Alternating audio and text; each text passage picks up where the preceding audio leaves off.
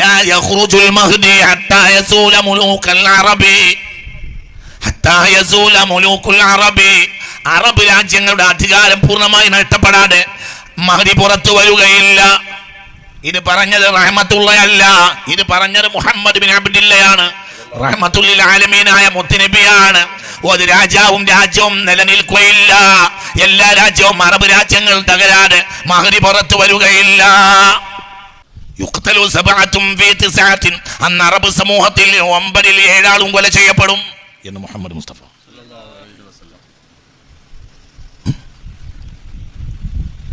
ചിന്തിക്ക്, ദജ്ജാൽ വരുമ്പോൾ ഞങ്ങൾ അവിടെ അഭയം തേടുമെന്ന് സ്വഹാബികൾ മുത്തുനബിയോട് ചോദിച്ചു. അപ്പോൾ ഹബീബ് പറഞ്ഞു, മലമുകളിൽ അഭയം തേടിക്കോളൂ. അപ്പോൾ സ്വഹാബികൾ ചോദിച്ചു, നബിയെ മലമുകളിൽ അഭയം തേടാൻ കുറച്ച് സ്ഥലമല്ലേ ഉണ്ടാവുള്ളൂ? അപ്പോൾ പറഞ്ഞു, മലമുനകൾ മതിയാകും, ഇതും ഖലീൽ, അന്ന് അവർക്ക് വളരെ കുറവായിരിക്കും അറബികൾ. യുഖ്തലു സബഅത്തുൻ ഫീ തിസ്അത്തിൻ, 9 അറബികളിൽ മഹ്ദി ഇമാം വരുന്നതിന് മുമ്പുള്ള യുദ്ധത്തിൽ 9 അറബികളിൽ 7 അറബിയെയും കൊല ചെയ്യപ്പെടും എന്ന് മുഹമ്മദ് മുസ്തഫ. സിഹാഹിലിന്റെ അരിയത്ത് റഹ്മത്തുള്ള പറയല്ല. BC 923 പിതാവിന്റെ കിതാബും കൊണ്ട് പ്രചാരണം നടത്തവേ മരിച്ചു. ആര്? സുലൈമാൻ. BC 923 സുലൈമാൻ മരിച്ചു അലൈഹിസ്സലാം. പിന്നെന്താ ഉണ്ടായത്? പിന്നെ ഉണ്ടായത് ആ കിതാബ് അവർ ഏറ്റെടുക്കല്ല ചെയ്തത്. വത്തബഉ മാ തത്ലു ശയാത്തീനു അലാ മുൽക്കി സുലൈമാന വമാ കഫറ സുലൈമാനു വലാകിന്ന ശയാത്തീന കഫറു യുഅല്ലിമൂന അന്നാസ അസ്സിഹ്റ വമാ ഉൻസില അലൽ മലക്കൈനി ബിബാബില ഹറൂത വമാമൂത്ത്. ഒരിക്കലും ആ കിതാബ് അവരെ സ്വാധീനിച്ചില്ല. അത് ലഹറിലേക്ക് വലിച്ചെറിഞ്ഞ് ആ കിതാബ് കൊണ്ടൊരു ഉപകാരം അവർക്ക് മനസ്സിലായതുമില്ല. അവർ എന്തിൻ്റെ പിന്നാലെ പോയി? അവരുടേതായ ഒരു ഗ്രന്ഥം ഉണ്ടാക്കി. ആ ഗ്രന്ഥമാണ് കപാല. ഇതാണ് ലോകത്തെ കൂടോത്രത്തിൻ്റെ അടിസ്ഥാനം. കപാലയാണ് ലോകത്തെ എല്ലാ കൂടോത്രത്തിൻ്റെയും അടിസ്ഥാനം. കപാലയാണ്. അത് പറയാൻ പിന്നെ എന്നെ ഒരിക്കൽ വിളിക്കണം. അത് ഞാൻ പിന്നെ പറഞ്ഞു തരും. ഇപ്പോൾ പറഞ്ഞാൽ കഴിയില്ല. കപാല എന്ന് പറഞ്ഞ ഒരു സംഭവമാണ്. കപാല പ്രചരിപ്പിക്കുകയായിരുന്നു ബ്രിട്ടീഷ് ബുദ്ധിരാക്ഷസന്മാരുടെ പ്രവർത്തനം. OM ഹ്യൂമൊക്കെ അതിൻ്റെ ആളാണ്. OM ഹ്യൂം ആരാണെന്ന് നിങ്ങൾക്കറിയും. OM ഹ്യൂം കൃത്യമായി പറഞ്ഞാൽ 2 കാര്യമാണ് OM ഹ്യൂമിനുണ്ടായിരുന്നത്. OM ഹ്യൂം ഇപ്പോഴത്തെ സാഹചര്യത്തിൽ അതൊന്നും വെളിപ്പെടുത്തുന്നതിൽ ഹൈറില്ലാത്തതുകൊണ്ടാണ് ഞാനിത് പറയാത്തത്. OM ഹ്യൂം കൃത്യമായി പറഞ്ഞാൽ അയാൾ കപാലയുടെ ഒരു പ്രചാരകനാണ്. കപാല ഇന്നും ലോകത്ത് നിലനിൽക്കുന്ന ഒരു സംഗതിയുമാണ്. അത് വേറൊരു വിഷയമാണ്. ആ ഭാഗത്തേക്ക് ഞാൻ പോകുന്നില്ല, തിരിച്ചു വരും. വളരെ ശ്രദ്ധിക്കണം. അപ്പോൾ ഈ വേദഗ്രന്ഥം, 2ാമത്തെ വേദഗ്രന്ഥത്തെ സുലൈമാന്റെ കാലഘട്ടത്തിൽ ആ ജനത അത് സ്വീകരിച്ചു എന്നല്ലാതെ അതിനപ്പുറത്തേക്ക് കൊണ്ടുപോകാൻ ആ ജനത അതിനെ ഏറ്റെടുത്തതേ ഇല്ല. ശരി, 3ാമത്തെ വേദഗ്രന്ഥം ഏതാ? 3ാമത്തെ വേദഗ്രന്ഥം ഇഞ്ചീൽ. 3ാമത്തെ വേദഗ്രന്ഥമാകുന്ന ഇഞ്ചീൽ ഭൂമിയിൽ വരുന്നത് AD 29-ലാണ്. AD 32-ൽ ഈസ ഉയർത്തപ്പെട്ടു. ഇഞ്ചീൽ ആകെ ഭൂമിയിൽ 3 കൊല്ലാണ്. In his hands. ആരുടെ കയ്യിൽ? ഈസയുടെ കയ്യിൽ അലൈഹിസ്സലാം. മനസ്സിലായി പറഞ്ഞത്? AD 29-ൽ കിതാബ് വന്നു. കിതാബ് വരും എന്ന് നേരത്തെ പറഞ്ഞിട്ടുണ്ട്. ഖാല ഇന്നി അബ്ദുല്ലാഹി ആതാനിയൽ കിതാബ വജഅലനി നബിയ്യ വജഅലനി മുബാറകൻ ഐനമാ കുൻതു വഔസാനി ബിസ്സലാത്തി വസ്സകാത്തി മാ ദുംതു ഹയ്യ പറഞ്ഞിട്ടുണ്ടല്ലോ. മനസ്സിലായില്ലേ പറഞ്ഞത്? ഖാല ഇന്നി അബ്ദുല്ലാഹി ആതാനിയൽ കിതാബ. കിതാബുണ്ട്. അത് കയ്യിൽ കിട്ടിയ കിതാബല്ല, കിതാബ് ഉണ്ട് എന്ന നേരത്തെ തന്നെ ഉള്ള അറിയിപ്പാണ്. അത് അവർക്ക് അങ്ങനെയൊക്കെ ഉണ്ടാവും. ബാബ മുതുകുന്ന് ഖുത്ബായി വന്നോവർ എന്ന് പറയും പോലെ അവരൊക്കെ അവർക്ക് ഉണ്ടായിരിക്കും. അത് അമ്പിയാക്കൾക്കുണ്ടാവും, ഔലിയാക്കൾക്കുണ്ടാവും. പക്ഷെ ഈ ഒരു കിതാബ് ഈ സമൂഹത്തെ സ്വാധീനിക്കുന്നത് 3 കൊല്ലം മാത്രമാണ്. നിർഭയമായ ആ കിതാബിനെ ഈസ ഈ ഭൂമിയിൽ ഏൽപ്പിക്കുന്നു. 32-ൽ പിലാത്തോസിന്റെ കോടതി അദ്ദേഹത്തെ ശിക്ഷിക്കാൻ തീരുമാനിക്കുകയും അല്ലാഹു ഈസയെ വമാ ഖതലൂഹു വമാ സലബൂഹു ഉയർത്തുകയും ചെയ്തു. ജലജലാല സുബ്ഹാൻ. ശരി, ഇതാണ് 3 കിതാബുകൾക്കും ഭൂമിയിലുണ്ടായ കഥ. മനസ്സിലാണ്ടോ പറഞ്ഞത്? നിങ്ങൾ ചിന്തിക്കണം. അള്ളാഹു നമുക്ക് തൗഫീഖ് തരട്ടെ. ഇനി 4ാമത്തെ കിതാബാണ് മുസ്തഫ നബിക്ക്. ഇത് നിങ്ങൾ 2 കാര്യങ്ങൾ മനസ്സിലാക്കണം. ഒന്ന് അല്ലാഹു സുബ്ഹാനഹു വ തആല കിതാബ് കൊണ്ടാണ് ഒരു സമൂഹത്തെ ശുദ്ധീകരിക്കേണ്ടതെങ്കിൽ 1,24,000 കിതാബുകളാണ് ഇറക്കേണ്ടത്. കിതാബിന് ആകാശത്ത് ഒരു കടലാസ് ക്ഷാമവും ഇല്ല. മനസ്സിലാക്കണം, ഇല്ല. ആകാശത്ത് കടലാസ് ക്ഷാമം ഉള്ളത് കൊണ്ടാണ് കിതാബ് അച്ചടിച്ച് കിട്ടാത്തത്. അങ്ങനെ വിചാരിക്കരുത്, അതൊന്നുമല്ല. ആകാശത്തെ പ്രസ്സിൽ പണിമുടക്ക് നടക്കുന്നത് കൊണ്ടാണ് അതൊന്നുമല്ല. കിതാബിന് അത്രയേ ഉള്ളൂ. കിതാബ് നിലനിർത്തിയ ഒരൊറ്റാൾ മുഹമ്മദ് മുസ്തഫയാണ്. അത് അള്ളാഹുവിൻ്റെ മുസ്തഫ നബിയുടെ മുഅ്ജിസത്തുൽ കുബ്രയുമാണ് എൻ്റെ കിതാബ്. മനസ്സിലാവുണ്ടോ പറഞ്ഞത്? ശരി. മൂന്നാമത്തെ ഒരു കാര്യം നിങ്ങൾ മനസ്സിലാക്കേണ്ടത്, ഇവിടെ 4 എന്ന സാധനത്തെ നിങ്ങൾ കാണുകയും വേണം. ഒരു 4 കിതാബ്, 4 ആൾക്ക് 4 ആൾക്ക് കിതാബ്. എൻ്റെ കൂടെ വരണേ. ഒരു 4 ഒരു കളിയുണ്ട്. 4 എന്നത് ഇതിൽ മനസ്സിലാക്കേണ്ട ഒരു 2-3 രഹസ്യങ്ങളുണ്ട്. ഒന്നാമത്തെ രഹസ്യം, ഒരിക്കലും ഗ്രന്ഥം വഴി ഒരു സമൂഹത്തെ ശുദ്ധീകരിക്കുക. അള്ളാഹു അവൻ്റെ അടിമകളോട് ഏറ്റവും വലിയ അസ്ലഹായി, ആ ജനതയിൽ ഏറ്റവും മസ്ലഹത്ത് ഉദ്ദേശിക്കേണ്ടവൻ ആരാണ്?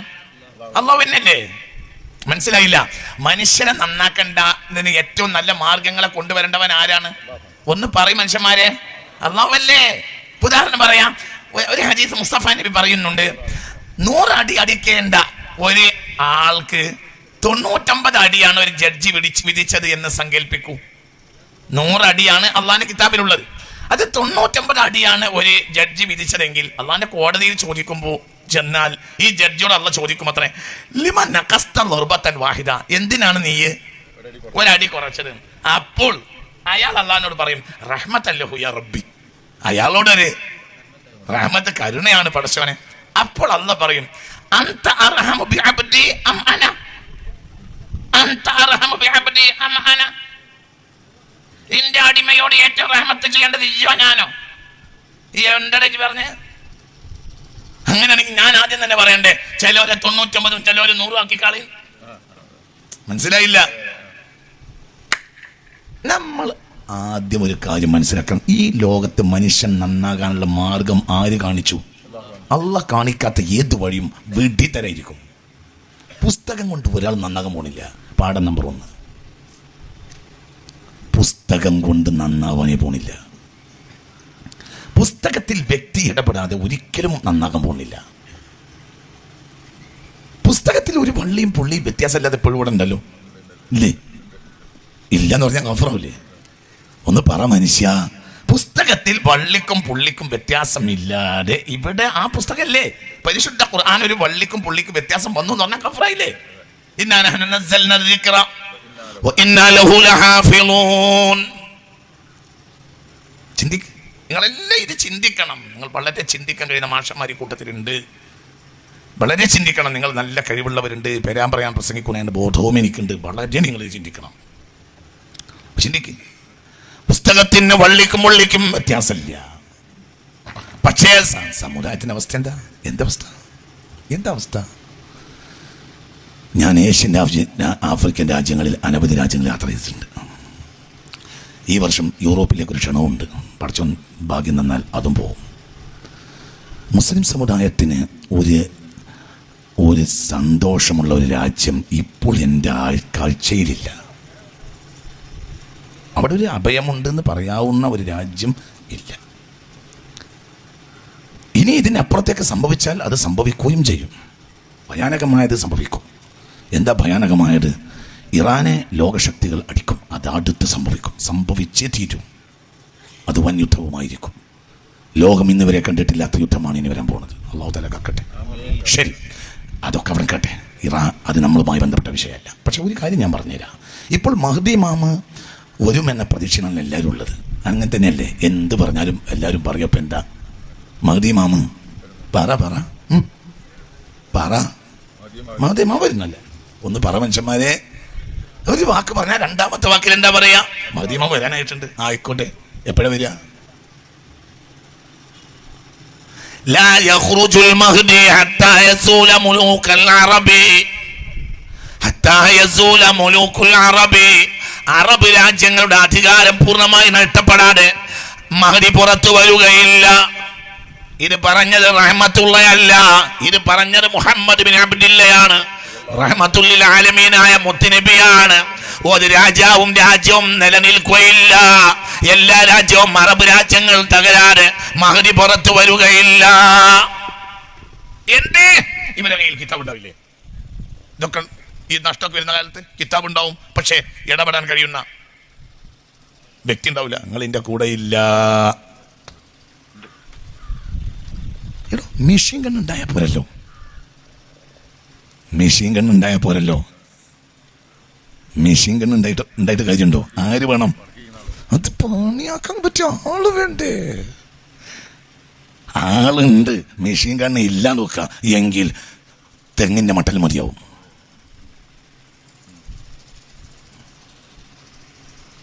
ഇത്ര പോന്ന 2 ലക്ഷത്തെ പട്ടാളത്തെ ദാവൂദ് തകർത്തത് ഇത്ര പോന്ന തെറ്റുപകരണം കൊണ്ടാ. സയ്യിദുനാ ദാവൂദ് മെഷീൻ ഗണ്ണൊന്നുമില്ല. ഫാസമൂഹും ബിഇദ്നില്ല. ആൺകുട്ടികൾ ഉണ്ടായാൽ പിന്നെ മെഷീൻ ഗണ്ണ് വേണ്ട. ആൺകുട്ടികളില്ലാത്ത കാലം മെഷീൻ ഗണ്ണ് ശത്രുവിനെ ഉപകരിക്കുകയുള്ളൂ. ബദറിലെ മെഷീൻ ഗണ്ണ് അബൂജഹലിന്റെ കയ്യിലായിരുന്നു. ഇവരെ കയ്യിൽ ഒന്നുമില്ല. പക്ഷെ ജയിച്ചതാര? ആൺകുട്ടികൾ, റിജാല്. അപ്പോൾ ഇലാഹിന്റെ ഇടപെടൽ എന്നാൽ കേവലം കിതാബ് അല്ല, നിന്ദിക്കണം. ഇപ്പൊ കുറച്ച് ആളുകളുണ്ട് ഖുർആൻ കൊണ്ട് നടക്കൂല, നന്നാവൂലടാ. ഖുർആൻ കൊണ്ട് ഒരാൾ നന്നാകാൻ പോണില്ല, ഒരാൾ നന്നാവില്ല, ഒരാൾ വഴിയല്ലാതെ. ഖുർആനിൽ ഒരാൾ, ഖുർആനുമായി മഅ്ദൂനായ ഒരാൾ വഴിയല്ലാതെ ഖുർആനിൽ നിന്ന് ഒന്നും ലഭിക്കൂല. വദാഇയൻ ഇലല്ലാഹി ബിഇദ്നിഹി. ആയത്തിന്റെ ഒഴുക്കിനെതിരാണ് ബിഇദ്നിഹി. ആയത്തിന്റെ നേരെ ഒഴുക്ക് വദാഇയൻ ഇലല്ലാഹി വസിറാജൻ മുനീറാണ്. ബിഇദ്നിഹി ഒരു ജാറു മജ്റൂർ, ഒരു കട്ട ഒരു തഖീദാണ് അവിടെ. നിങ്ങൾ എന്റെ കൂടെ ഇല്ലല്ലോ പഠിച്ചോന്നെ. ഞാൻ എപ്പോഴും ആലോചിക്കും ബിഇദ്നിഹി അവിടെ ഇല്ലാതായ എന്തൊരു ചൊറുക്കുണ്ടായിരുന്നു ആയത്ത്. നിങ്ങൾ എന്റെ കൂടെ എന്താ? കിതാബ് എടുത്താൻ പറ്റൂല, മഅ്ദൂനായിരിക്കണം. അള്ളാഹുവിൽ നിന്ന് സമ്മതം കിട്ടിയാൽ കിതാബ് ഉപയോഗിക്കണം.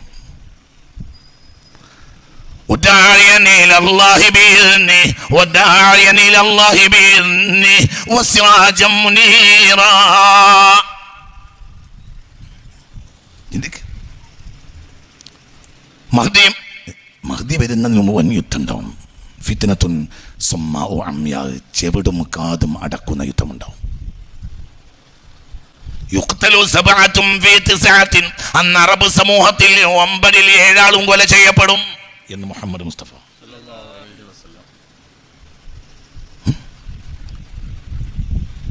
ചിന്തിക്ക്, ദജ്ജാൽ വരുമ്പോൾ ഞങ്ങൾ എവിടെ അഭയം തേടുമെന്ന് സ്വഹാബികൾ മുത്തുനബിയോട് ചോദിച്ചു. അപ്പോൾ ഹബീബ് പറഞ്ഞു, മലമുകളിൽ അഭയം തേടിക്കോളൂ. അപ്പോൾ സ്വഹാബികൾ ചോദിച്ചു, നബിയെ മലമുകളിൽ അഭയം തേടാൻ കുറച്ച് സ്ഥലമല്ലേ ഉണ്ടാവുള്ളൂ? അപ്പോൾ പറഞ്ഞു, മലമുനകൾ മതിയാകും. ഇതും ഖലീൽ, അന്ന് അവർക്ക് വളരെ കുറവായിരിക്കും അറബികൾ. യുഖ്തലു സബഅത്തുൻ ഫീ തിസ്അത്തിൻ, 9 അറബികളിൽ മഹ്ദി ഇമാം വരുന്നതിന് മുമ്പുള്ള യുദ്ധത്തിൽ 9 അറബികളിൽ 7 അറബിയെയും കൊല ചെയ്യപ്പെടും എന്ന് മുഹമ്മദ് മുസ്തഫ. സിഹാഹിലിന്റെ ഹദീസ് റഹ്മത്തുള്ള പറയല്ല. യുഖ്തലു ഖംസത്തുൻ ഫീ അശ്റത്തിൻ എന്ന് പറയുകയാണെങ്കിൽ പൗതി വാക്യമെന്ന് വിചാരിക്കാം. യുഖ്തലു സബഅത്തുൻ ഫീ തിസ്അത്തിൻ, 9 ആളുകളിൽ 7 ആളെയും കൊല ചെയ്യപ്പെടും. അറബികൾക്ക് അധികാരവും നഷ്ടപ്പെടും. എന്ത് കയ്യിലുണ്ടാവും? ഖുർആൻ ഉണ്ടാവും. മനസ്സിലായില്ല? ഖുർആൻ ഉണ്ടാവും. പക്ഷെ മനസ്സിലായോ പറഞ്ഞത്? പക്ഷെ അത് ഇടപെടാൻ പറ്റിയ ആളുകൾ ഉണ്ടാവില്ല. ആളുകളെ അവലംബിക്കാതെ നന്നാവുക എന്നുള്ളത് ഈ അടുത്ത കാലത്ത് മുസ്ലിം പരിഷ്കാരികൾക്ക് വന്ന ഭീമമായ ഒരു അബദ്ധമാണ്. അത്ര പറഞ്ഞാൽ മതി. കിതാബിൽ നിന്നും സ്വയം നന്നാകാൻ ശ്രമിക്കുക. നടക്കൂല. അതൊരിക്കൽ നടക്കൂല.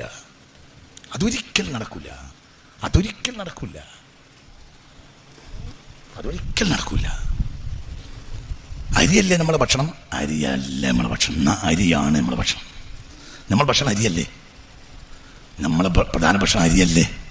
ഒന്ന് പറയും മലയാളികളെ, നമ്മളെ പ്രധാന ഭക്ഷണം അരിയല്ലേ? അരിയാണ്. പക്ഷെ അരിയല്ല. അരി നമുക്ക് വാരി തിന്നാൻ പറ്റൂല. ഒരാളെ കിട്ടണം, അയാളത് വേവിച്ച് പാകപ്പെടുത്തി തന്നാൽ നമുക്കത് ഭക്ഷണമാവും. ഇല്ലെങ്കിൽ അത് നമുക്ക് വിൽപ്പന ചരക്ക് മാത്രമാണ്. ആ വിൽപ്പനയാണ് ഇപ്പോൾ ഖുർആൻ നടത്തിക്കൊണ്ടേന്നിരിക്കുന്നത്. ഇപ്പോൾ ഖുർആൻ വിൽക്കുന്ന കാലമാണ്. ഖുർആൻ ഇപ്പം അരിയാണ്, ചോറല്ല. എൻ്റെ പേര് റഹ്മത്തുള്ള എന്നാണ്. ഇപ്പോൾ ഖുർആൻ അരിയാണ്, ഖുർആൻ ചോറല്ല. ഖുർആൻ കുട്ടികൾ വന്നാൽ ഖുർആൻ ചോറായി മാറും. അപ്പം എല്ലാവരും തിന്നു. അതിന് അല്ലാഹു തആല ഇടക്കിടക്ക് ആൺകുട്ടികൾ നിശ്ചയിച്ചിട്ടുണ്ട്. അമ്പിയാക്കൾ റിജാലുണ്ട്. അമ്പിയാക്കളൊക്കെ റിജാല, എന്നിട്ടും റിജാലുണ്ട്. അസ്ഹാബെല്ലാം റിജാലാണ്. അസ്ഹാബിൽ റിജാലുണ്ട്. അതാരാ? അൽ ഖുലഫാഉൽ അർബഅ. അലൈക്കും ബിസുന്നതി വസുന്നതിൽ ഖുലഫാഇർ റാഷിദീനിൽ മഹ്ദിയീൻ വതമസ്സകൂ ബിഹാ വഅല്ലു അലൈഹാ ബിന്നവാജിദ് എന്ന് മുഹമ്മദ് മുസ്തഫ. 4 എന്തിലുണ്ടല്ലോ ഒരു 4 അള്ളാഹുവിന്റെ ഒരു രഹസ്യമാണ്. 4 അള്ളാഹു എന്ന ഇസ്മ 4 അക്ഷരം. മുഹമ്മദിൽ സ്വല്ലല്ലാഹു അലൈഹി വസല്ലം ഷദ്ദ് കഴിഞ്ഞാൽ 4 അക്ഷരം. മുഹമ്മദ് എന്ന് ഖുർആനിൽ പറഞ്ഞത് 4 തവണ. ബൈത്തുൽ മഅമൂർ ഉണ്ടാക്കിയത് 4ാമത്തെ ആകാശത്ത്. ബൈത്തുൽ മഅമൂറിനെ പറ്റി പറഞ്ഞത് 4ാമത്തെ ആയത്ത്. റഹ്മത്ത് അള്ളാഹുവിന്റെ സിർ അത് ഫാത്തിഹയിൽ പറഞ്ഞത് 4 തവണ. ഫാത്തിഹയിൽ അള്ളാഹ് എന്ന് പറഞ്ഞ 2 തവണ. റഹ്മത്ത് അള്ളാഹിന്റെ ഇടപെടലാണ്. ഇടപെടൽ 4 തവണ. എന്റെ കൂടെ ഇല്ല. റഹ്മത്ത് അള്ളാഹുവിന്റെ ഇടപെടലാണ്. അള്ളാഹു അള്ളയാണ്. ഇനി അവന്റെ ഇടപെടലാണ് എന്ത്? റഹ്മത്ത്. ഒരു അടിമയിലേക്ക് അള്ളാഹ് ഇടപെടുകയാണെങ്കിൽ ഏത് വഴി ഇടപെടും? റഹ്മത്ത് വഴി, അല്ലെങ്കിൽ ഓളപ്പ് വഴി. ഗൈരിൽ മഗ്ദൂബി അലൈഹിം അങ്ങനെ ആവാതിരിക്കാൻ നമ്മൾ പ്രാർത്ഥിക്കണം. അള്ളാഹു അടിമയിലേക്ക് അവന് ഗുണപരമായ നിലക്ക് ഇടപെടണമെങ്കിൽ അതെന്തായിരിക്കും? റഹ്മത്തായിരിക്കും. റഹ്മത്ത് ഫാത്തിഹയിൽ 4 തവണ, ബിസ്മിയിൽ 2, അൽഹംദുലില്ലാഹ് കഴിഞ്ഞിട്ട് 2. മനസ്സിലാണ്ട് പറഞ്ഞത് 4. ഇനി റഹ്മത്തോ അതും 4. പറ മീം ഹത. റഹ്മത്തിൽ 4 അക്ഷരം. അള്ളാഹു 4 അള്ളാന്റെ രഹസ്യമാണ്. ചിന്തിക്ക്. അള്ളാഹു ലൗഹിനെയും കലമിനെയും പടച്ചപ്പോൾ കലമിനോട് പറഞ്ഞു ലൗഹിൽ പോയി എഴുതും. അപ്പോൾ കലമ് ചോദിച്ചു ഫമാദാ അക്തുബു അവ്വലൻ, എന്താണ് ആദ്യം എഴുതേണ്ടത്? അപ്പോൾ അള്ളാഹ് പറഞ്ഞു റഹ്മത്ത് എന്ന് എഴുത്. ലൗഹിൽ കലം ആദ്യമായി എഴുതിയത് റഹ്മത്ത് എന്നാണ്. 4 അക്ഷരം. ചിന്തിക്ക് ചിന്തിക്ക് ചിന്തിക്ക് ചിന്തിക്ക്. അള്ളാഹുവിന്റെ മഹബൂബിന് അള്ളാഹ് കൊടുത്ത പേര് മുഹമ്മദ് 4 അക്ഷരം. ഓമന പേര് കൊടുത്തതോ അതും റഹ്മത്തുൽ ലിൽ ആലമീൻ. റഹ്മത്ത് 4 അക്ഷരം. കിതാബ് കൊടുത്ത 4 നബിമാർക്ക്. മനസ്സിലാവുണ്ട് പറഞ്ഞത്? ചിന്തിക്ക്. വത്തീനി വസ്സൈത്തൂനി വതുൽ സിനീൻ. മനസ്സിലായില്ലേ? വഹാദൽ ബലദിൽ അമീൻ. 4 ഏകദേശം നമ്മൾ സുബഹി നേരത്തോ മറ്റോ റസൂലുള്ള ഒരു ദിവസം ഒരു തവണയെങ്കിലും ഈ സൂറത്ത് ഓതും. ഒരു വട്ടെങ്കിലും ഈ സൂറത്ത് ഓതും ഏതെങ്കിലും നിസ്കാരത്തിൽ. ഒന്നിരിക്കൽ ഷാഹിർ അല്ലെങ്കിൽ സുബഹി പതിവിൽ. സഫറിലാണെങ്കിൽ നായിമൻ ദായിമൻ. 4 സത്യ. 4 സത്യ. വത്തീനി വസ്സൈത്തൂൻ വതുൽ സിനീൻ വഹാദൽ ബലദിൽ അമീൻ. 4 സത്യം. ഇതിലൊക്കെ വലിയ സിറുകൾ കിടക്കുന്നുണ്ട്. ഞാൻ ആ ഭാഗത്തേക്ക് വരുന്നില്ല, തിരിച്ചു വരികയാണ്. ചിന്തിക്ക്. 4 ഖുലഫാക്കളെ തന്നോര് 30 കൊല്ലം ഭൂമി ഭരിച്ചു. ഇസ്ലാമിയത്തിനെ ലോകത്തെത്തിച്ചു. ഈ 4 ആളുകൾ 1000 കൊണ്ടുപോയോ? ഇല്ല. അവര് മുത്ത് മുഹമ്മദ് മുസ്തഫ സല്ലല്ലാഹു അലൈഹി വസല്ലമയുടെ ദീൻ സമൂഹത്തെ ഏൽപ്പിച്ചു. ആ 4 ആൾ കഴിഞ്ഞു. പ്രശ്നങ്ങളുണ്ടായി. സ്വഹാബികളിലെ ഉണ്ട്, പക്ഷെ പ്രശ്നം തീർക്കാൻ കഴിഞ്ഞില്ല. മനസ്സിലാണ്ട് പറഞ്ഞത്? പറ. 4 ആളാണ്. 4 ആള്. 4 ഷഹീദ്. 1 ഹുക്മൻ ഷഹീദ്, 3 യഥാർത്ഥ ഷഹീദ്, 1 സൗറിൽ നിന്ന് ഷഹീദ്. നന്നാകുന്ന കാറ്റഗറി 4 മിനൻ നബിയീന വസ്സുദ്ദീഖീന വശുഹദാഇ വസ്സാലിഹീൻ. 4.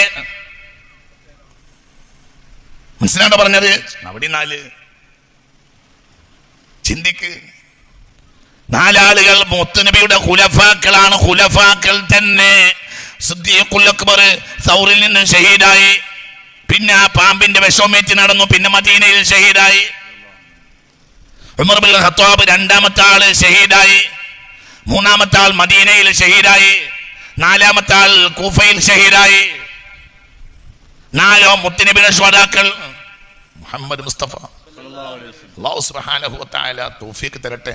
4 പുണ്യനദിയിൽ തീർന്നു. നബിയാണോ? ആണ്. ഷഹീദാണോ? ആണ്. മുത്തുനബി ഷഹീദല്ലേ? ഷഹീദാണ്. സിദ്ദീഖല്ലേ? അതെ, സിദ്ദീഖാണ്. വസ്സിദ്ഖു ഫിൽ ഗാരി വസ്സിദ്ദീഖു ലം യരിമാ. സിദ്ദീഖും സിദ്ദീഖും എല്ലാം മുത്തുനബിയാണ് സല്ലല്ലാഹു അലൈഹി വസല്ലം. മിനൻ നബിയീന. നബിയല്ലേ മുഹമ്മദ്? അതെ. സിദ്ദീഖിൻ അതെ. വശുഹദാ അതെ. യാ ആയിഷ സുമ്മു ഖൈബറാണ് മുഹമ്മദ് മുസ്തഫ സാലിഹാകാതെ നബിയാവുകയില്ല. അപ്പൊ 4 നബിയാണ് മുഹമ്മദ് സല്ലല്ലാഹു അലൈഹി വസല്ലം. 4 ഖുലഫാക്കൾ. ചിന്തിക്കുക. പിന്നീട് മുസ്ലിം ലോകം വികസിച്ചു. മുസ്ലിം ലോകം വികസിച്ചപ്പോൾ പല നാടുകളിലും ഇസ്ലാമിയത്തെ പരന്നൊഴുകിയപ്പോൾ ചില ആളുകൾ ദുഷ്ടലാക്കുകൾ ഉപയോഗിച്ച് മുതലെടുത്ത് ഇസ്ലാമിന്റെ അടിസ്ഥാനപരമാണ് കർമ്മപദ്ധതികളെ നാശമാക്കാൻ ചില ആളുകൾ വിചാരിച്ചു. അപ്പോൾ അള്ളാഹുവിന്റെ ഒരു രണ്ടാമത്തെ ഇടപെടൽ ഉണ്ടായി. മുത്തുനബി കഴിഞ്ഞ ആദ്യത്തെ ഇടപെടലാണ് ഖുലഫാഉൽ അർബഅ. രണ്ടാമത്തെ ഇടപെടലാണ് അയിമ്മത്തുൽ അർബഅ. മനസ്സിലാവുണ്ടോ പറഞ്ഞത്?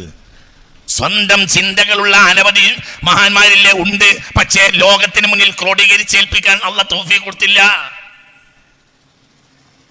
നബിമാര് ലോകത്തില്ലേ ഉണ്ട്. പക്ഷെ 4 ആൾക്കല്ലാതെ കിതാബ് കൊടുത്തില്ല. സ്വഹാബികൾ വലിയ വലിയ ആളുകളില്ലേ ഉണ്ട്.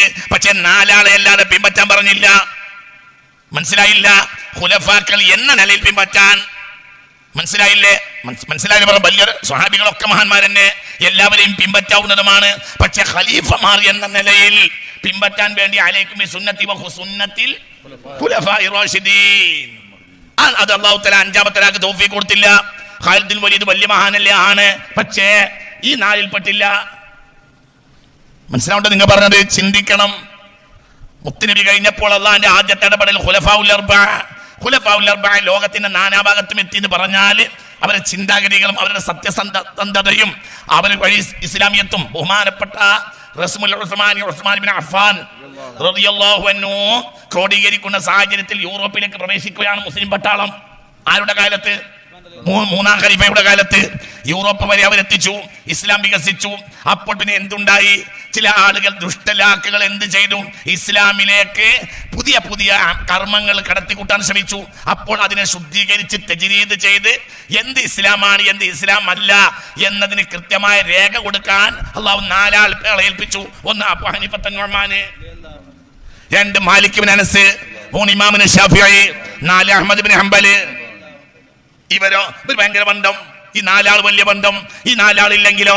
ഈ 4 ആളില്ലെങ്കിൽ ഏതാണ് കർമ്മം ഏതാണ് കർമ്മമല്ലാത്തതെന്ന് അറിയില്ല ആളുകൾക്ക്. ഉദാഹരണം പറയാ സ്വഹാബികൾ അവസാന കാലികമാകുമ്പോൾ ഖദരിയ എന്നൊരു വിഭാഗം വന്നു. ഈ ഖദരിയ എന്ന വിഭാഗത്തിന് വേറൊരു ഫിഖാണ്. അവർ എല്ലാ വഖത്തിലും തസ്വീബ് പറയും.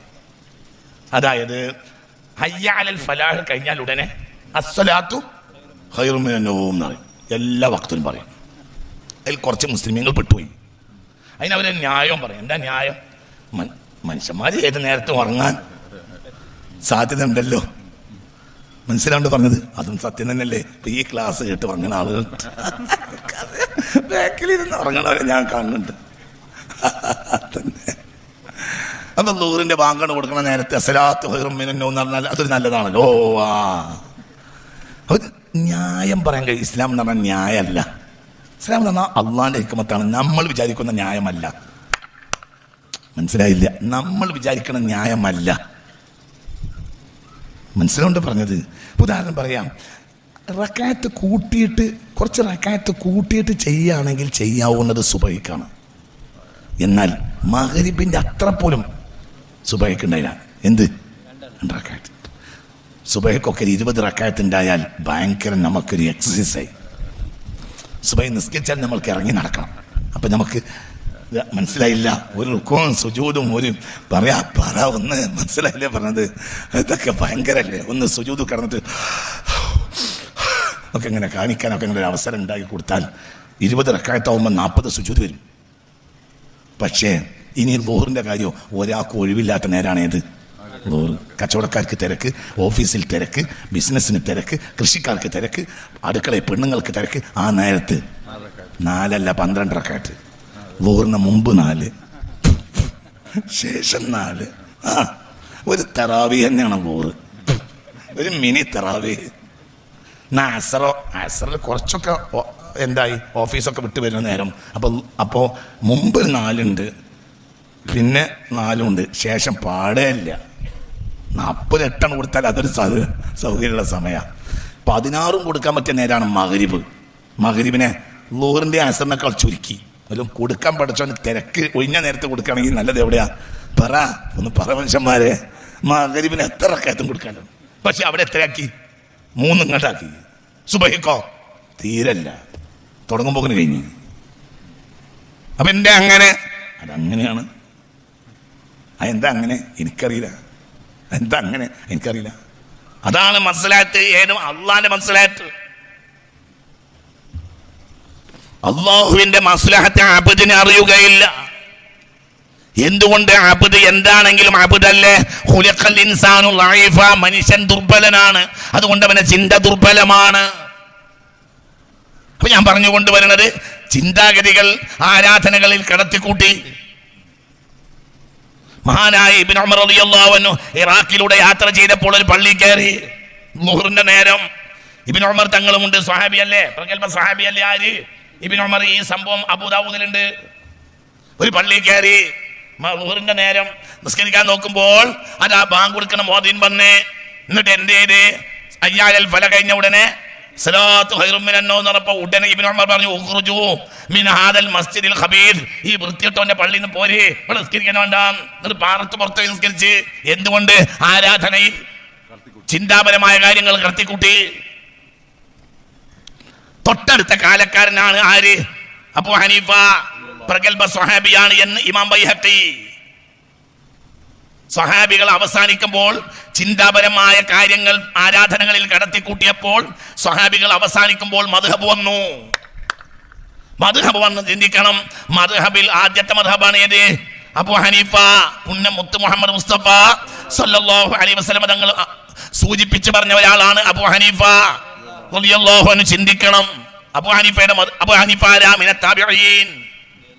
റഅ അനസ് ഇബ്നു മാലിക്, അനസിനെ കണ്ടിട്ടുണ്ട്. ഒരഭിപ്രായ പ്രകാരം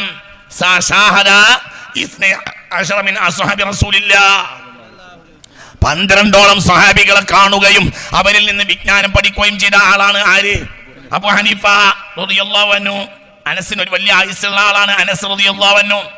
ചിന്തിക്കണം. അല്ലാഹു നമുക്ക് ബോധം തരട്ടെ. ചിന്തിക്ക്. അല്ലാഹു നമുക്ക് ബോധം തരട്ടെ. ചിന്തിക്ക്. ഈ കാലം അനസ് ബഹുമാനപ്പെട്ട അബൂ ഹനീഫ എന്ത് ചെയ്ത്? മദ്ഹബിനെ ക്രോഡീകരിച്ചു. പക്ഷേ എന്ത് ചെയ്തു? അതിനേക്കാൾ ഒന്നുകൂടെ ചെറിയ വ്യത്യാസപ്പെടുത്തി. എന്തുകൊണ്ട്? പല വഴികളുണ്ടാവും. ഒരു കാര്യത്തിന് പല വഴിയുണ്ടാവും. ഒന്നുകൂടെ വഴിയെ വൃത്തിയാക്കി, ഒന്നുകൂടി ഭേദപ്പെടുത്തി. മാലിക് ഇബ്നു അനസ് മദീനക്കാരുടെ ചിന്താഗതിയെ അതിൽ ഒന്നുകൂടി പ്രാധാന്യപ്പെടുത്തി. മദീനയിലെ മുദ്രിസായിരുന്നു ആര്? പറ ആര്? മാലിക് ഇബ്നു അനസ് റളിയല്ലാഹു അൻഹു. മദീനക്കാർക്ക് വലിയ വിലയുണ്ട്. കാരണം അവിടെയാണല്ലോ മുത്ത് മുഹമ്മദ് മുസ്തഫ. അവരുടെ ശിഷ്യനാണ് ആര്? അബൂ ഹനീഫ. മരിക്കുമ്പോഴാണ് ഷാഫി ജനിക്കുന്നത്. ആ ഷാഫി പിന്നെ ആരുടെ ശിഷ്യനായി? മാലിക് ഇമാമിന്റെ. മനസ്സിലാവും. വ്യത്യാസങ്ങളൊന്നുമില്ല. മാലിക് ഇമാം കൂട്ടിപ്പിടിക്കും എപ്പോഴും. വയസ്സനായ മാലിക് ഇമാം ഒരു മജ്‌ലിസിൽ എവിടെയെങ്കിലും ഷാഫിയെ കണ്ടാൽ ഓടി വരും. അത്രേ, യാ വലദി എന്റെ മോനെ എന്ന് പറഞ്ഞ് പാഞ്ഞു വരും. ആരെ കണ്ടാൽ? ഷാഫി ഇമാമിനെ കണ്ടാൽ. ഷാഫി മാലിക് ഇമാമിന്റെ പ്രധാനപ്പെട്ട ശിഷ്യനാരാ? മാലിക് ഇമാമിന്റെ പ്രധാനപ്പെട്ട ശിഷ്യനാരാ? ഷാഫി ഇമാമ്. ചെറിയ വ്യത്യാസങ്ങൾ കൊണ്ട് ചെറുത്. ഉദാഹരണം പറയാം. മാലിക് മദ്ഹബിൽ കൈ പൊക്കിയാൽ കൈ ഇർസാലാണ്. എന്ത് ചെയ്യും? താഴ്ത്തിടും. ഒരു കുഴപ്പമില്ല. ഷാഫി മദ്ഹബിലോ കെട്ടും. മറ്റു 3 മദ്ഹബിലും കെട്ടും. അവർക്ക് ഇർസാലാണ്. കെട്ടിക്കൂടെ? കെട്ടുന്നതിന് വിരോധമല്ല. പക്ഷെ അവരുടെ പൊതുവായ രീതി എന്താ? ഇർസാല്. താഴ്ത്തിടും. കൈ വെക്കും. കൈ ഇങ്ങനെ വെക്കും, താഴ്ത്തിടും. ചെറിയ വ്യത്യാസങ്ങൾ. അങ്ങനെയും ഇത് നല്ലതാണ്. അതൊരു വഴിയാണ്. മാവ് മുറിക്കലല്ലേ പ്രശ്നമുള്ളൂ. തോട്ടിയെടുത്ത് മാങ്ങ പറിക്കാം, കയറിയും പറിക്കാം. പറ ഇഷ്ടല്ലേ? ഒന്ന് പറ. തോട്ടിക്കിട്ട് പറിക്കാം മാങ്ങ, പിന്നെ കയറിയും പറിക്കാം. അത്യാവശ്യം നല്ല കണ്ണിങ്ങായ ആളാണെങ്കിൽ തറിയെടുത്ത് വേറെ തന്റെ മണ്ടക്ക് വീഴാത്ത കോലത്തിൽ പറ എറിയും ചെയ്യാം. മാവിനി എനിക്ക് മാത്രം മതി എന്ന് വിചാരിച്ച് മുറിച്ച് കളയിലേ പറ്റുള്ളൂ. അപ്പൊ പല വഴിയുണ്ട്. അതിലെന്ത് പ്രശ്നം എന്താ? എന്ത് വിഷയമുള്ളത്? ഇതന്നെ വ്യത്യാസം. ആ ഷാഫി ഇമാമിന്റെ ശിഷ്യനാണ് ആര്? അഹ്മദ് ഇബ്നു ഹംബൽ. ഇവരെ ഇടപെടലോടുകൂടെ മുസ്ലിം ലോകം മുഴുവൻ ഒന്നിച്ച്. പിന്നെ വലിയ സൂഫികൾ വന്നു. അവരൊന്നും ഖുർആനിൽ മദ്ഹബിൽ ഗവേഷണം നടത്തിയില്ല. الشافعي فسر الحنبلي بلا أجر لتحتات بالخيرين معتدلا. ആരെപ്പറ്റി?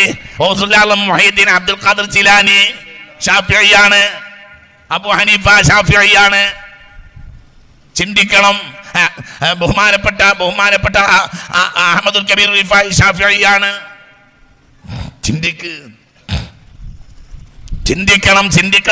മദ്ഹബ് അവിടെ കൃത്യമാക്കി. 4 മദ്ഹബുകൾ ബഹുമാനപ്പെട്ട ഇത് താബിഈങ്ങളുടെ കാലത്ത് 4 മദ്ഹബുകൾ ക്രോഡീകരിച്ചതുകൊണ്ട് മുസ്ലിം ലോകത്തിന്റെ ആരാധന നഷ്ടപ്പെടുന്നതിനെതിരെ, മുസ്ലിം ലോകത്ത് അനാവശ്യമായ ആരാധനകൾ കേറിക്കൂടുന്നതിനെതിരെ അല്ലാഹുവിന്റെ ഇടപെടലാണ് എന്ത്? അൽ-അഇമ്മത്തുൽ അർബഅ. അത് ഏകദേശം 2-ാം നൂറ്റാണ്ടോടുകൂടെ തീരുന്നു. ഈ 4 ആളുടെ ഇടപെടൽ കൊണ്ട് എന്തുണ്ടായി? ഇനി ഒരുത്തന് തെറ്റിപ്പോകണമെന്ന് വിചാരിച്ചോനല്ലാതെ തെറ്റിപ്പോകേണ്ടി വരില്ല. ആ രൂപത്തിൽ ക്രോഡീകരിച്ചിട്ട് എല്ലാം കിട്ടി. എത്രത്തോളം എന്ന് പറഞ്ഞാൽ അവർക്ക് തന്നെ വിവിധങ്ങളായ അഭിപ്രായവും പറഞ്ഞു. ഉദാഹരണം പറയാം, ഷാഫി ഇമാമിന് ഇറാഖിലുള്ള അഭിപ്രായത്തിൽ നിന്ന് വ്യത്യസ്തമായ ചില അഭിപ്രായങ്ങൾ മിസ്റിലുണ്ട്. മനസ്സിലായില്ല? ഷാഫി ഇമാമിന് 2 തരം അഭിപ്രായമുണ്ട് ചില വിഷയങ്ങളിൽ. അതായത് ഇറാഖിലെ ജനതയും പിന്നെ ഇറാഖിലെ ജനതയും മിസ്റിലെ ജനതയും തമ്മിൽ ചെറിയ വ്യത്യാസങ്ങളുണ്ട്. അതായത് ഇറാഖ് ഒന്ന് ഹാർഡായ ഒരു സമൂഹമാണ്, മിസ്ർ വളരെ സോഷ്യലായ സമൂഹമാണ്. മനസ്സിലാവുണ്ടോ പറഞ്ഞത്? ഇറാഖിനനുസരിച്ച് പറഞ്ഞ ഖുർആനും ഹദീസും ഗവേഷണം നടത്തിയിട്ട് പറഞ്ഞ അഭിപ്രായങ്ങളിൽ ചില അഭിപ്രായങ്ങളെ ഷാഫി ഇമാം റളിയല്ലാഹു അൻഹു മിസ്റിലെത്തിയപ്പോൾ ഒന്ന് മാറ്റി പറഞ്ഞു. എന്തിനാ മാറ്റിപ്പതിയത്? ഒന്നുകൂടെ ആ വിഷയത്തിൽ എന്ത് ചെയ്തു? സോഫ്റ്റാക്കി. ഞാൻ ഉദാഹരണം പറയാം. ഇറാഖ് കാലത്തെ ഗവേഷണങ്ങളിൽ ഒന്നാണ് 5 റക്അത്ത് നിസ്കാരം കൊണ്ട് മഗ്രിബിയുടെ സമയം അവസാനിക്കും. മനസ്സിലായില്ല? 5 റക്അത്തിന്റെ, അതായത് 3 റക്അത്ത് ഫർളും 2 റക്അത്ത് സുന്നത്തുമായ എന്ത് അവസാനിച്ച്? മഗ്രിബിയുടെ സമയം അവസാനിച്ച്. പിന്നെ ഇശാക്ക് സമയം തുടങ്ങുന്നതിന് മുമ്പ് ഒരു ലേശം സമയം അവിടെ ബാക്കി ഉണ്ടാവും. ഏതുപോലെ? സുബഹിയുടെ സമയം സൂര്യോദയത്തിൽ അവസാനിക്കും. പിന്നെ ളുഹ്ർ വരെ ഒരു സമയം ബാക്കിയുണ്ടല്ലോ എന്നതുപോലെ ഒരു അല്പഭാഗം ഷഫഖുൽ അഹ്മർ മാറിയിട്ടേ എന്ത് തുടങ്ങൂ? ഇശ തുടങ്ങുള്ളൂ. എങ്കിലും 5 റക്അത്ത് കഴിഞ്ഞാൽ മഗ്രിബ് അവസാനിച്ച് എന്നൊരു അഭിപ്രായം എവിടെ പറഞ്ഞു? ഇറാഖിൽ പറഞ്ഞു. ഈ അഭിപ്രായം ബലപ്പെടുത്തി പറയുകയും ചെയ്തു. അത് പ്രധാനപ്പെട്ട അഭിപ്രായം തന്നെയാണ്. പക്ഷേ മിസ്റിലെത്തിയപ്പോൾ മിസ്റിലെ ജനങ്ങൾ സോഷ്യലാണ്. അതായത് അവരെ സംബന്ധിച്ചിടത്തോളം എന്ന് പറഞ്ഞാൽ മിസ്രികൾ അങ്ങനെയാണല്ലോ, അതായത് മുസ്ലിമീങ്ങൾ തന്നെയാണ്. പക്ഷെ അവരുടെ ഇടപെടൽ, അവരുടെ കാര്യം വളരെ ഒന്നുകൂടി കാര്യങ്ങൾ ഗാർഹിക ജീവിതത്തിൽ, കച്ചവടത്തിൽ, കൃഷിയിലൊക്കെ മറ്റുള്ളവരെക്കാൾ തൽപരരാണ്. ആര്? മിസ്റുകാർക്ക് ഈ 5 റക്അത്തിന്റെ സമയം കൊണ്ടൊന്നും മഗ്രിബ് നിസ്കരിക്കാൻ എത്താൻ ആയിക്കോളുന്നില്ല. അപ്പോൾ ഒന്നുകൂടി സോഫ്റ്റാക്കി പറഞ്ഞു, മഗ്രിബ് ചുവപ്പ് കടിഞ്ചുകപ്പ് മായുന്നത് വരെയും എന്തുണ്ടാവും? ഇശാഇന്റെ സമയം തുടങ്ങുന്നത് വരെ മഗ്രിബിന് സമയം ഉണ്ട് എന്ന അഭിപ്രായം എവിടെ പറഞ്ഞ്? മിസ്ർ പറഞ്ഞു. അങ്ങോട്ട് മാറ്റി പറഞ്ഞു. മനസ്സിലാവട്ടെ പറഞ്ഞത്? അങ്ങോട്ട് പറഞ്ഞു. അതായത് എന്തിനാ ഉദാഹരിച്ചതെന്നാൽ ഇമാമിങ്ങൾ തന്നെ ചില വിഷയങ്ങളിൽ 2 അഭിപ്രായം അവരെന്നെ പറഞ്ഞ്, എന്നാ വേറുള്ളവർക്ക് പറഞ്ഞൂടെ? അവർക്കതിന് കഴിവുണ്ട്. എന്തുകൊണ്ട്? 10 ലക്ഷം ഹദീസ് മനഃപ്പാഠമുള്ള ആണാണ് ഇമാമുന ശാഫിഈ. ലൗ കാനത്തിൽ ഹിക്മത്തു ഇൻദ തുറയ്യ ലനാലഹാ റജുലുൻ മിൻ ഫാരിസ്. നക്ഷത്രത്തിന്റെ അടുത്താണ് വിജ്ഞാനമെങ്കിലും അവിടെ പോയി അത് കൊണ്ടുവരുന്നവരാണ് എന്റെ സമുദായത്തിൽ ഉണ്ടാകുമെന്ന് പുണ്യ മുഹമ്മദ് മുസ്തഫ ആ പറഞ്ഞത് ബഹുമാനപ്പെട്ട മഹാനായ അബൂ ഹനീഫത്തുൻ നുഅ്മാനെ പറ്റിയാണ് റളിയല്ലാഹു അൻഹു. വീണ്ടും ബഹുമാനപ്പെട്ട മാലിക് ഇമാമിന്റെ അഭിപ്രായം വന്നു, അഹ്മദ് ബിൻ ഹംബലിന്റെ അഭിപ്രായം. അവരൊക്കെ കഴിവുള്ളവരാണ്, യോഗ്യന്മാരാണ്, എല്ലാം കഴിവുള്ളവരാണ്. ഞാനത് വിശദീകരിക്കുന്നില്ല. മദ്ഹബിനെ സംബന്ധിച്ച് ചർച്ചയല്ലല്ലോ ഇത്. ഇന്നിപ്പോ അത് ചെയ്തുകൂടെ? ചെയ്യാൻ കഴിവുണ്ടെങ്കിൽ, പക്ഷെ കഴിവുള്ളവരില്ല. പിൽക്കാലഘട്ടക്കാർ മുഴുവനും അവരെ അവലംബിക്കുകയാണ് ചെയ്തത്. അപ്പോൾ ഈ ഒരു 4 ഒരു സമ്പൂർണതയുണ്ടായി. എന്നാ വേറെയുള്ള ചിന്തകളുള്ളവർ ആ കാലഘട്ടത്തിലില്ല, ഉണ്ട്. പക്ഷെ അത് പിൽക്കാലക്കാർക്ക് പകർന്നു കൊടുക്കാവുന്ന വിധത്തിൽ ക്രോഡീകരിച്ച് മദ്ഹബാക്കി വെച്ചില്ല. എന്തുകൊണ്ട്? ആ വിഷയത്തിൽ അള്ളാഹുവിന്റെ തൗഫീഖ് ഉണ്ടായില്ല. നിങ്ങളെന്റെ കൂടെ വരണം, മനസ്സിലായോ? ഈ 4 മദ്ഹബിന്റെയും അപ്പുറത്തെ അഭിപ്രായമുള്ള ഇമാമിങ്ങൾ ഉണ്ടായിരുന്നില്ലേ? ഉണ്ടായിരുന്നു. പക്ഷേ പിൽക്കാലക്കാർക്ക് അത് ലഭിക്കാവുന്ന വിധത്തിൽ ക്രോഡീകരിച്ച് ഏൽപ്പിക്കപ്പെടാവുന്ന ഒരു സംവിധാനമോ തൗഫീഖോ ഉണ്ടായില്ല. ശ്രദ്ധിക്കുക, 204 ഹിജ്റ 204 വഫാത്തായി ആര്? ബഹുമാനപ്പെട്ട മഹാനായ ഇമാമുന ശാഫിഈ. അത് കഴിഞ്ഞു 10-20 കൊല്ലം കഴിഞ്ഞപ്പോൾ വഫാത്തായി ബഹുമാനപ്പെട്ട അഹ്മദ് ഇബ്നു ഹംബൽ. കാലം കഴിഞ്ഞു, 3-ാം നൂറ്റാണ്ടിന്റെ തുടക്കത്തോടു കൂടെ കഴിഞ്ഞു. അത് ഫിഖ് ക്രോഡീകരിക്കപ്പെട്ടു. പിന്നെയും തെറ്റിപ്പോയ ഖദരിയത്ത്, റാഫിളത്ത്, മുർജിഅത്ത്, മുഅ്തസിലത്ത് പോലെയുള്ള ആളുകൾക്ക് മാത്രമേ ചില പ്രശ്നങ്ങൾ ഉണ്ടായുള്ളൂ. അവർ തെറിച്ചുപോയ ആളുകൾ കൊന്ത്രംപള്ളി പോയി അതിനാരും പരിഗണിച്ചതുമില്ല. മുസ്ലിം ലോകം അമലിൽ കൃത്യമായി. പക്ഷെ മുസ്ലിം ലോകം വികസിച്ചപ്പോൾ എന്തുണ്ടായി? ശ്രദ്ധിക്കണം. ചില എന്തുണ്ടായി എന്നാൽ ചില വിശ്വാസപരമായ അബദ്ധങ്ങൾ ചില ആളുകൾ വഴി, ഈ ചിന്താഗതികൾ വഴി മുസ്ലിം സമുദായം മെല്ലെ അറിയാതെ കയറി. അപ്പോൾ അല്ലാഹു സുബ്ഹാനഹു വ തആല അയച്ച ആളാണ് ആര്? ബഹുമാനപ്പെട്ട അബുൽ ഹസനിൽ അശഅരി, അബു മൻസൂരിൽ മാതുരീദി. അവർ വിശ്വാസ സംഹിതയെ ക്രോഡീകരിച്ചു. മനസ്സിലാണ്ട് പറഞ്ഞത്? ഇതും അള്ളാഹുവിന്റെ ഹബീബിന്റെ ഇടപെടലാണ് സല്ലല്ലാഹു അലൈഹി വസല്ലം. അള്ളാഹിന്റെ ഇടപെടലാണ്. അബുൽ ഹസനിൽ അശഅരി റളിയല്ലാഹു അൻഹു ആരാ നിങ്ങൾ ചിന്തിക്കണം. യാ അയ്യുഹല്ലദീന ആമനൂ മൻ യർതദ്ദ മിൻകും അൻ ദീനിഹി ഫസൗഫ യഅതില്ലാഹു ബിഖൗമിൻ. മുസ്ലിമീങ്ങൾ തെറ്റിപ്പോകുന്ന കാലത്ത് യഥാർത്ഥ വിശ്വാസത്തിലേക്ക് കൊണ്ടുവരുന്ന ചില ആളുകൾ വരുമെന്ന് പരിശുദ്ധ ഖുർആൻ പറഞ്ഞപ്പോൾ തൊട്ട് മുന്നിൽ അബൂ മൂസൽ അശ്അരി എന്ന സ്വഹാബിയുണ്ട്. അപ്പോൾ റസൂലുള്ളാഹി പറഞ്ഞു, ഹും ഖൗമു ഹാദാ. ഈ അബൂ മൂസന്റെ പിൻഗാമിയാണ്. ആ അബൂ മൂസയുടെ 9ാമത്തെ പേരക്കുട്ടിയാണ് നമ്മുടെ അടിയാധാരത്തിലെ അബുൽ ഹസൻ അശ്അരി. കൃത്യമാണ്, നമുക്ക് വായിച്ചിട്ടില്ല.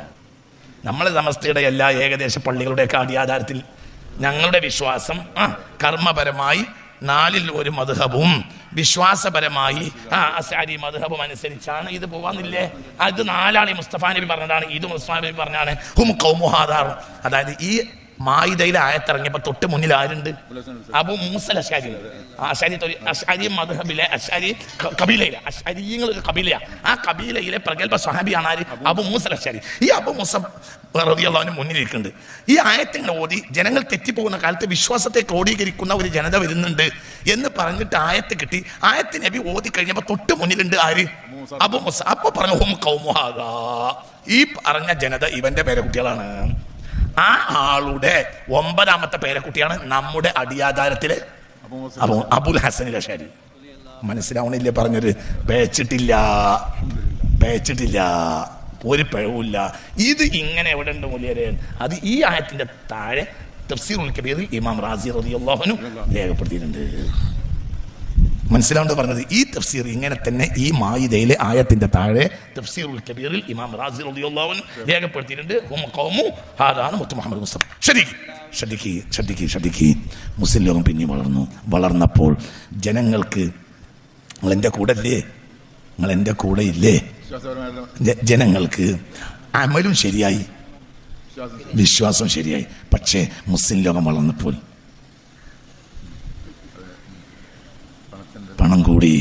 പണം കൂടിയപ്പോൾ ആരാധനകൾ ആട്ടങ്ങളായി. മനസ്സിലായോ പറഞ്ഞത്? ഏത് വിശ്വാസത്തിൽ നിന്ന് മറ്റൊരു വിശ്വാസത്തിലേക്ക് ദുനിയാവിന് വേണ്ടി തേടിപ്പോകുന്നവരും പതിവായി. ഇന്ന് സുന്നിയായവൻ നാളെ മുഅ്തസിലിയാവും. മനസ്സിലായോ? അങ്ങനെ അങ്ങോട്ടും ഇങ്ങോട്ടും പാഞ്ഞു നടക്കുന്നത് പതിവായി. മനസ്സിലായോ? അപ്പോൾ അല്ലാഹു സുബ്ഹാനഹു വ തആല 4 ആളുകളെ ഇടപാട് നടത്തി. ആ 4 ആളുകളാണ്: 1 അഷേഖ് മുഹീദ്ദീൻ അബ്ദുൽ ഖാദിർ ജീലാനി, 2 സുൽത്താൻ ആരിഫീൻ അഹ്മദുൽ കബീർ അൽ-റിഫായി, 3 അൽ ഖുത്ബുൽ കബീർ അഹ്മദുൽ ബദവി, 4 അൽ ഖുത്ബുൽ കബീർ ഇബ്രാഹിം ദസൂഖി. ഇവരെയാണ് എന്ത് ഖുലഫാഉൽ അർബഅ, അഇമ്മത്തുൽ അർബഅ എന്ന് പറയും പോലെ അഖ്താബുൽ അർബഅ എന്ന് പറയുന്നത്. മനസ്സിലായോ? ഇതാണ് രാജപാതകൾ 4, മദ്ഹബ് 4, ഖലീഫമാർ 4, പ്രധാനപ്പെട്ട മാർഗങ്ങൾ, അള്ളാഹുവിലേക്കുള്ള മാർഗങ്ങൾ 4. ഉളുവും കുളിയൊക്കെ ഷാഫി ഇമാം ശരിയാക്കി തന്നു. മനസ്സിലായില്ലേ? അന്ന് പിന്നെ ഉള്ളു ശരിയാക്കാത്തത് എന്തേന്ന്? ഉള്ളൊക്കെ എല്ലാവരും നല്ലവരാണ്, പിന്നെ അത് ശരിയാക്കേണ്ട ആവശ്യമുണ്ടോ?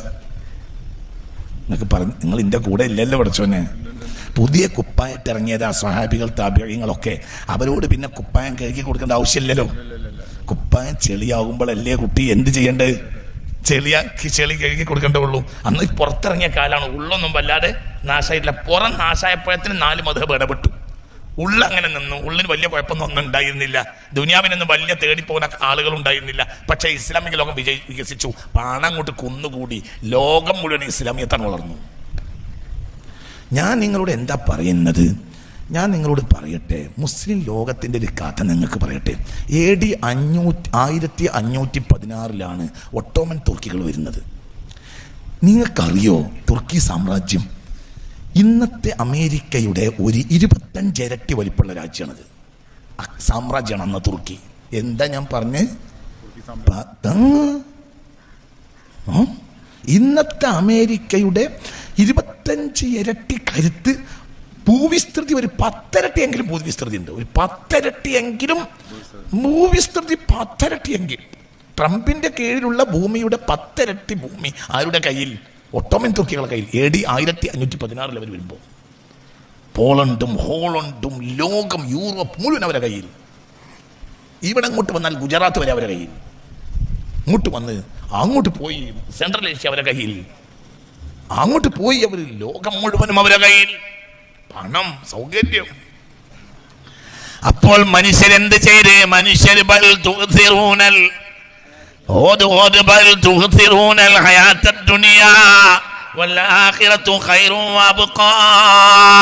ഉള്ളു മരിക്കാൻ തുടങ്ങി.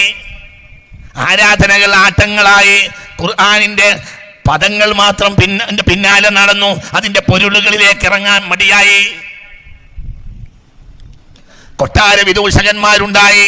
രാജാക്കന്മാർക്ക് വേണ്ടി കവിത എഴുതുന്നത് പതിവായി.